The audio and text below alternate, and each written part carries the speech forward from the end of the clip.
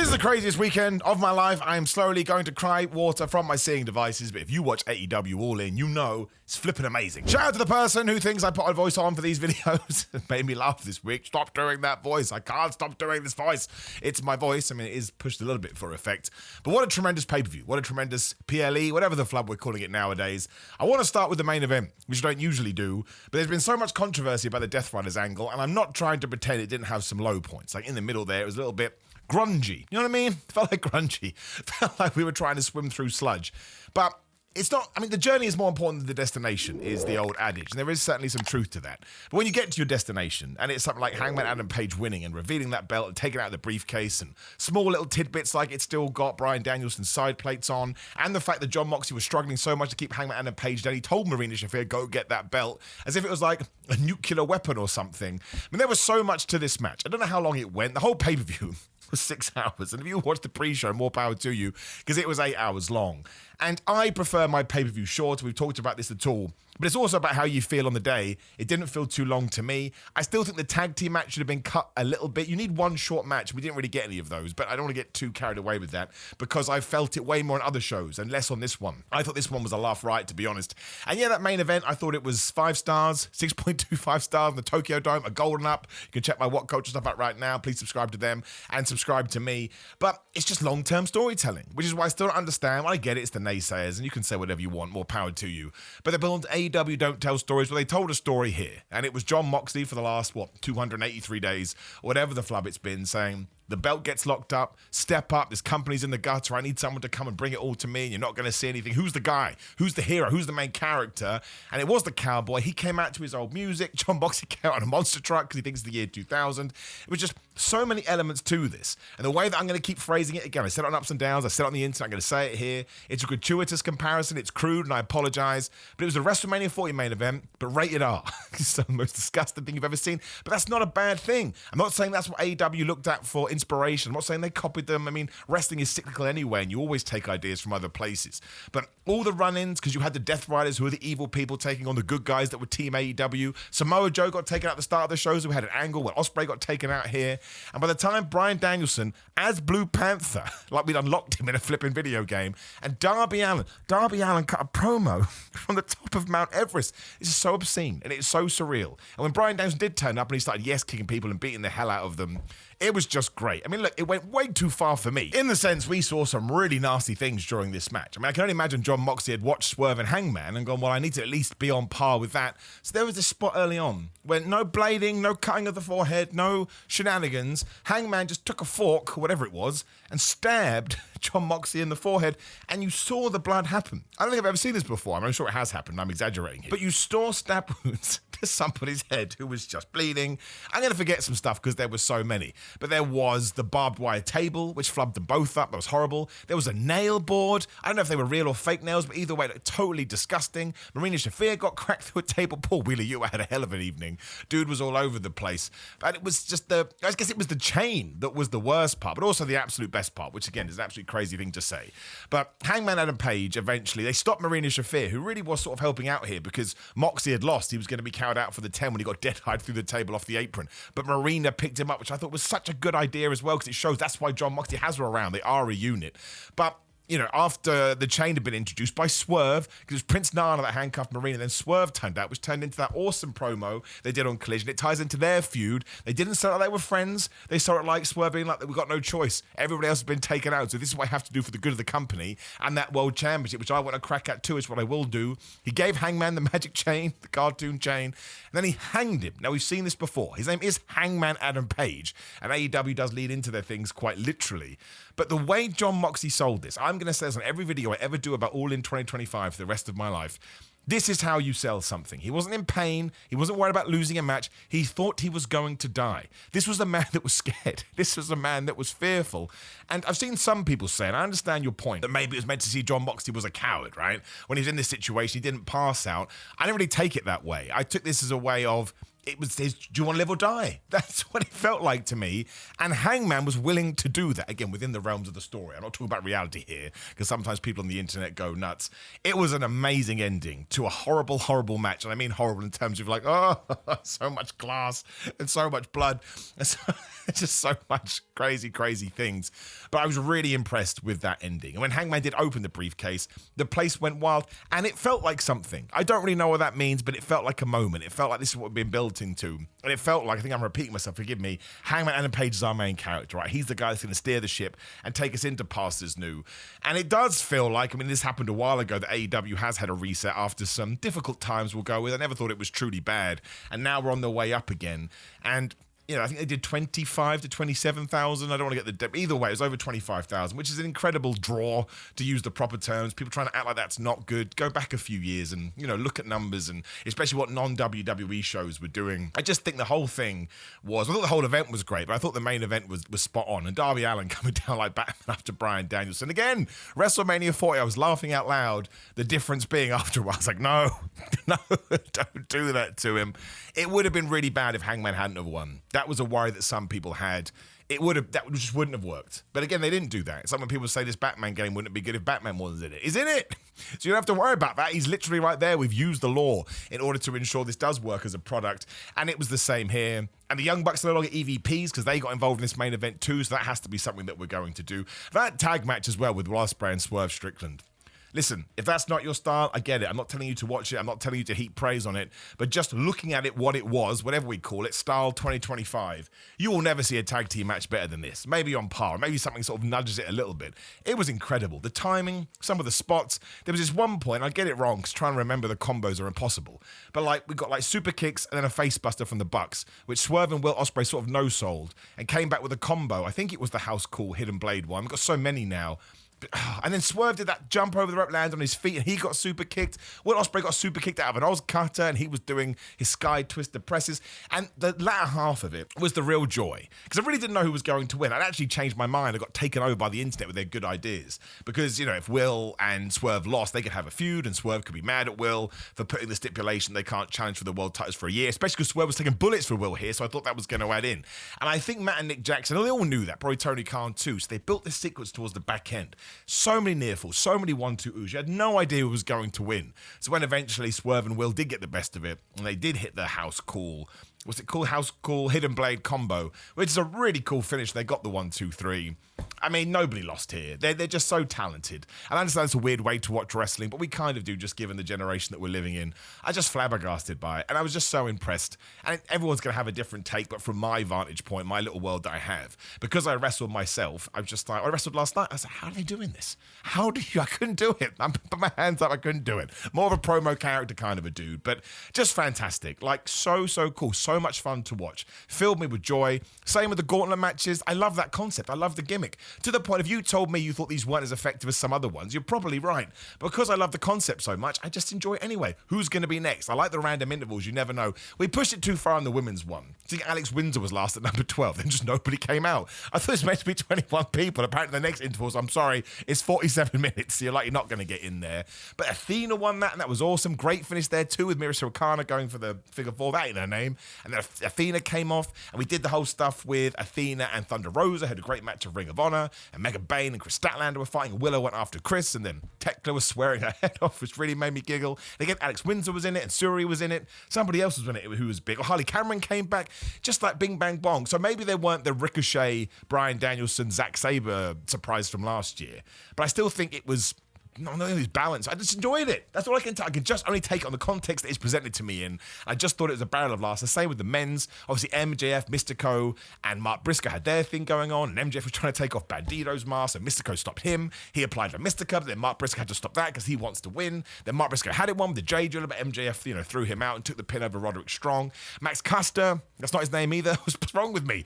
Was playing Santina Morella, barely got in the ring, and Roderick Strong took him out. Who else? Someone else was in it that I can't even remember now. So I can't even remember who was in these flipping matches. Was there a surprise? I don't know. Takeshita was hitting Blue Thunder Bombs, which was absolutely ridiculous because nobody's ever going to win with that in real life, let alone here. And MJF was the right person to win, especially because Hangman won that belt.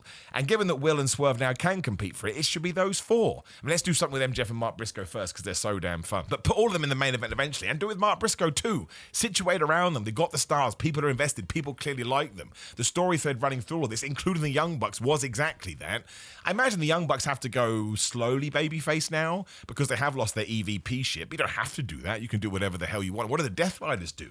Do they break up? Is Gabe Kidd going to hang around? Is Pat going to come back? Is Claudio? I think Wheeler Yuta should absolutely be disillusioned. Poor man.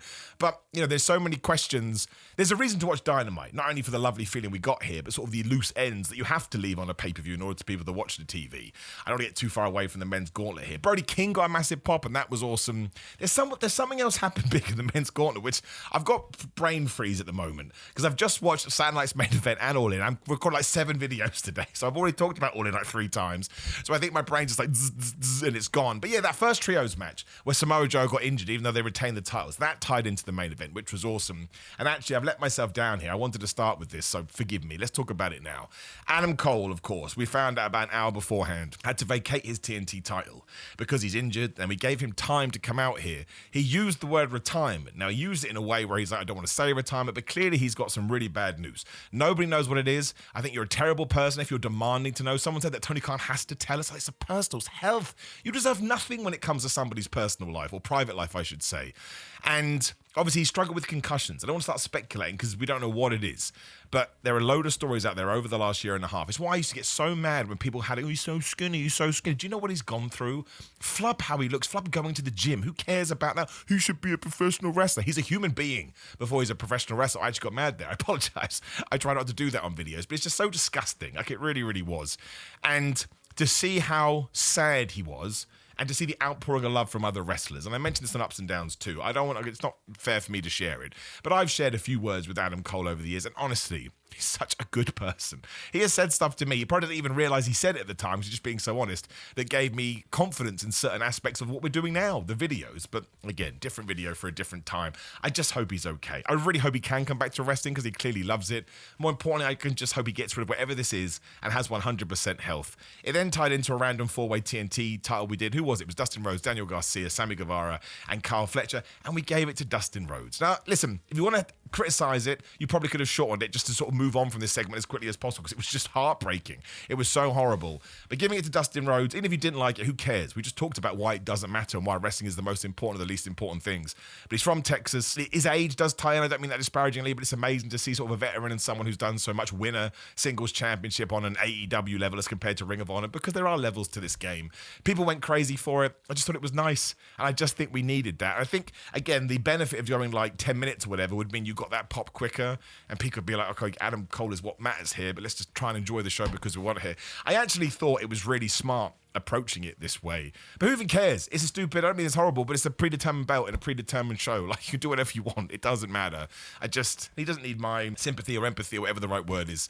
I just hope he's okay. That was really bad. Same to Seth Rollins as well. We'll do Saturday's main event later, but bad day for injuries for sure. But other than that, Mercedes Moné, Tony Storm, I mean, I kind of on ups and downs. I just wanted to go no notes and move on. I have no notes for this. It was a greatly fought professional wrestling match between two people who are on the top of their game, and we used Luther in the best possible way, and we kicked out a bunch of pile drivers, but we did that so we could do the mega pile driver, so I was totally fine with that. Mercedes played the heel, Tony Storm played the babyface. Tony Storm wins, Mercedes Moné in a state over her creative control.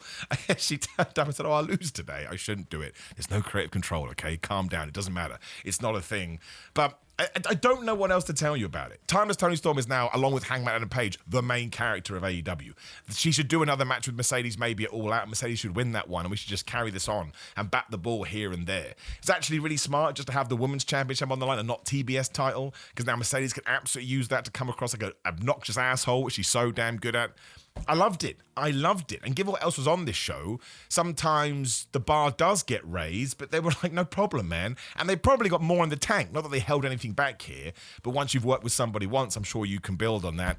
It was excellent, and the finish was excellent, and it felt like a fight again, as did Kenny Omega versus Okada. I never thought it was going to be as good as 8 years ago, because I look at myself from 8 years ago, I'm like, man, as a totally different person, and Kenny Omega almost died, but they have the best chemistry maybe in wrestling ever. They're just together, man, forever. But they just approach it in a totally different way. We had some shenanigans, which I'm fine with. It's American wrestling loves that. And also, they've never done it before. So for them, it actually kind of feels fresh. We worked over Kenny's diverticulitis, which is also a strange phrase.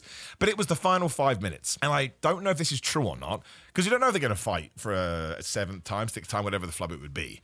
But Here, those last 5 minutes, all of a sudden they notched that gear up a little bit. Like it was like an RPG, all of a sudden they found their next level. Now, they either did that because there is another one, or they just wanted to finish in the way that you would expect them to. I just thought it was really well worked. I didn't mind all the interference from Don Callis. The ref pull on the 1-2 got me. And that is the oldest wrestling trope ever, so I must have been invested. Kenny Omega hit the one-wing angel. I went through all the emotions, thought, oh my gosh, Okada's going to kick out. That's what I thought, and only one other person's ever kicked out. We didn't do that, so we did that instead. Really smart. I do understand, and Tony can't even address this, so he must have realised it too. The Continental title's meant to be no interference and distractions and confusion, not here. But he said, oh no, the international title's on the line, so we're allowed to do that. I appreciate him trying. Now we are going back to Continental title rules. We're surprised that Okada won, which I actually think is a benefit because now when you see any match in any wrestling show, you're like, oh, I don't know what's going to happen. I felt the same when Io Sky beat Rhea Ripley on that Raw for the title. It kind of helped me for the next 6 weeks. Go, well, you can't get ahead of yourself. Just a really well-worked match. I don't like comparing it to the other ones because comparison is the thief of joy, but I'm also in a situation where I understand that you want me to and you're more important. If I was going to grade them in numbers as we do, yes, this probably would get a lesser number, but then I like to bring it back into the context it's presented in, and it's absolutely brilliant. And I love watching them, and I think they're terrific professional wrestlers, and I could probably watch them fight until they're 97, and I'd be good with it. I think Kenny Omega has some super weird, amazing wrestling brain, where he can just, even with all his ailments, figure stuff out. I loved it. Like, I really, really did. I love this whole show. The only down point, to use my own stupid gimmick, it's not even a down. The show was really long, as we talked about. And when we got to the tag team match, I thought that could have been 10 minutes. And it should have been bish, bash, bosh, here we go. Nothing to do with them. They're super talented. They could do 42 minutes. But I just think that would have injected some life. Is that too strong? Maybe back into proceedings, especially because the Hurt Syndicate were going to win and because we had all the aftermath. Now, listen, Bobby Lashley and Shelton Benjamin being monsters is great. Now we need someone to step up to them where you can just believe it a little bit. Because the problem was I watched all this going, even with the opportunity to pin the Patriarchy or Jet Speed, they ain't going to do it. That Syndicate are going to win. That's a slight issue, even though I love those two guys. I love them. I don't care what anybody says. I think they're totally awesome. They did win, so maybe it's FTR now, because afterwards, FTR, who were at ringside, they formed with the Patriarchy to take out Christian Cage, which cracked me up because people booed Nick Wayne, even though Nick Wayne has been gaslit by this man for 2 years. But listen, needs must. Adam Copeland came back, didn't want to rush to make the save and did his whole entrance with pyros. Why do people want this gone? Why do you want it gone? It's so funny in the best possible way. Like, it's entertaining, man. And he gets rid of everyone with spears and stupid spike bat. Then he says to Christian, and listen, I'll be the first to tell you, this didn't work. We shouldn't have done it. He went, go find yourself, which was a play off go flub yourself, which Christian said to him. I think we could have come up with something a bit better. I understand what we're trying to do. If it doesn't work, just don't do it. I know other people loved it.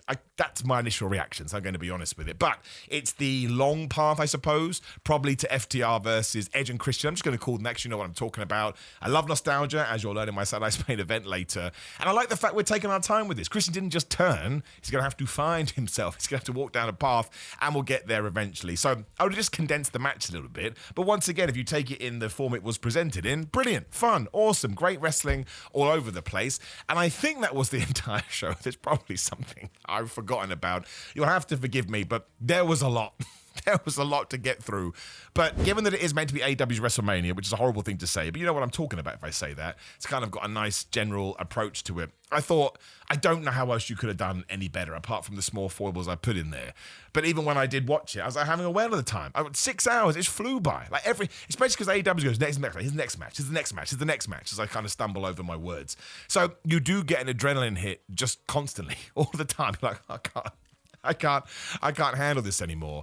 And we only changed one title. We changed two titles. TNT title changed hands, and the World Championship changed hands. Is that it though? Yeah, because tag stayed. I don't really count if Okada won a belt, did he? I guess he kind of did. I don't know. It doesn't even matter. But I had a great time. And I can tell because I'm all buzzing today and I was excited to make the video and I was excited to do ups and downs. And I've spoken about it too much. If I have forgotten something and you're screaming, check out ups and downs. I go through that bit by bit. Now my brain is just falling onto the floor. They're going to do it, but please never do this again, WWE and AEW. It's just too much content. I think so much gets lost in the shuffle. It was a shame. Sending all the love to Adam Cole. That's what's important today. Otherwise, please do like the video, share the video, and subscribe. Click the video on the screen. I don't even know what it's going to be. It's going to be something from this weekend. Click it and find out. Notification bell, subscription. Otherwise, what do we do? GorillaMind.com/Simon. Code Simon. Get 10% off, often more, sometimes 25%. Ships worldwide. These are good stuff. I got the top on today. By accident, didn't even realize that. You can buy some merch. Patreon.com/Simon316 for watch alongs. Only $5. Simon316 on social media. Simon Miller on TikTok. No, other way around. Simon Miller on Cameo. Personalized video. Simon J. Miller on TikTok. Big Cartel and Pro Wrestling tees for mostly bald t-shirts these days, because why the flub not? But full heads are welcome too. Now let's go make another video. I'll see you later. I apologize for spamming your feeds. I don't really know what else to do. Take care. Love you. See you soon.